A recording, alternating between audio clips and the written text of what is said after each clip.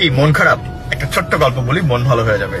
প্রচন্ড ঝড় হচ্ছে, মাঝ সমুদ্রে জাহাজ চূর্ণ বিচূর্ণ, সবাই মারা গেল, কিন্তু একজন মানুষ ভাগ্যক্রমে ভাসতে ভাসতে একটা দ্বীপে চলে আসলো। আসার পর প্রথম দিকে তার মন যথেষ্ট খারাপ। প্রতিদিনই সে সৃষ্টিকর্তার কাছে প্রার্থনা করতো, আল্লাহ কোন একটা জাহাজ মিলিয়ে দাও, আমি যেন বাসায় যেতে পারি কোনোভাবে। একদিন যায়, 2 দিন যায়, মাস যায়, কেউ আসে না হেল্প করতে। একসময় সে নিজে কিছু কাঠ খড় জোগাড় করে একটা ঘর বানালো এবং থাকতে শুরু করলো। কিছুদিন পর একদিন মাছ ধরে ব্যাক করার সময় সে দেখলো তার বাসাটায় আগুন জ্বলে গিয়েছে এবং পুড়ে ছাই। সে সৃষ্টিকর্তাকে বলল, আমার একটাই ঘর ছিল, তুমি এটাও কেড়ে নিলে। এভাবে সে সৃষ্টিকর্তার উপরে বিলাপ করতে থাকলো আর নিজেকে শেষ করার জন্য সমুদ্রের দিকে পা বাড়ালো। সমুদ্রে ডুবে নিজেকে শেষ করার জন্য প্রতিজ্ঞাবদ্ধ মানুষটা সমুদ্রের পাড়ে যেতে যেতেই অবাক হয়ে দেখলো একজন নাবিক একটা জাহাজ নিয়ে তার কাছে হাজির। সে অবাক হয়ে জিজ্ঞেস করলো, এতদিন আমি এখানে ছিলাম, কেউ আমাকে হেল্প করতে আসেনি। আপনি কে ভাই, কোথা থেকে আসলেন? বলল, কিছু সময় আগে আপনি যে ধোঁয়া পাঠিয়ে সিগন্যাল দিয়েছেন, এর মাধ্যমে আমরা বুঝতে পেরেছি আপনি হয়তো বিপদে আছেন, তাই আমরা এখানে চলে এসেছি। মোরাল অফ দ্য স্টোরি, আমরা সবসময় মন খারাপ করি, মাঝে মাঝে চিন্তা করি সৃষ্টিকর্তার এই ডিসিশনটা হয়তো আমার জন্য পারফেক্ট ছিল না, কিন্তু কেন উনি এমনটা করলেন? আর এভাবে নিজেকে হারিয়ে ফেলি, ব্লেম করতে থাকি, আমার ভাগ্যটাই হবে সবচেয়ে খারাপ। কিন্তু না, এটা উচিত না।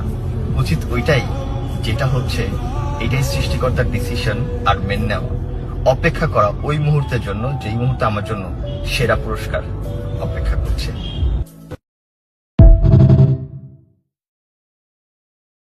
কি মন খারাপ? একটা ছোট্ট গল্প বলি, মন ভালো হয়ে যাবে। প্রচন্ড ঝড় হচ্ছে, মাঝ সমুদ্রে জাহাজ চূর্ণ বিচূর্ণ, সবাই মারা গেল, কিন্তু একজন মানুষ ভাগ্যক্রমে ভাসতে ভাসতে একটা দ্বীপে চলে আসলো। আসার পর প্রথম দিকে তার মন যথেষ্ট খারাপ। প্রতিদিনই সে সৃষ্টিকর্তার কাছে প্রার্থনা করতো, আল্লাহ কোন একটা জাহাজ মিলিয়ে দাও, আমি যেন বাসায় যেতে পারি কোনোভাবে। একদিন যায়, 2 দিন যায়, মাস যায়, কেউ আসে না হেল্প করতে। একসময় সে নিজে কিছু কাঠ খড় জোগাড় করে একটা ঘর বানালো এবং থাকতে শুরু করলো। কিছুদিন পর একদিন মাছ ধরে ব্যাক করার সময় সে দেখলো তার বাসাটায় আগুন জ্বলে গিয়েছে এবং পুড়ে ছাই। সে সৃষ্টিকর্তাকে বলল, আমার একটাই ঘর ছিল, তুমি এটাও কেড়ে নিলে। এভাবে সে সৃষ্টিকর্তার উপরে বিলাপ করতে থাকলো আর নিজেকে শেষ করার জন্য সমুদ্রের দিকে পা বাড়ালো। সমুদ্রে ডুবে নিজেকে শেষ করার জন্য প্রতিজ্ঞাবদ্ধ মানুষটা সমুদ্রের পাড়ে যেতে যেতেই অবাক হয়ে দেখলো একজন নাবিক একটা জাহাজ নিয়ে তার কাছে হাজির। সে অবাক হয়ে জিজ্ঞেস করলো, এতদিন আমি এখানে ছিলাম, কেউ আমাকে হেল্প করতে আসেনি। আপনি কে ভাই, কোথা থেকে আসলেন?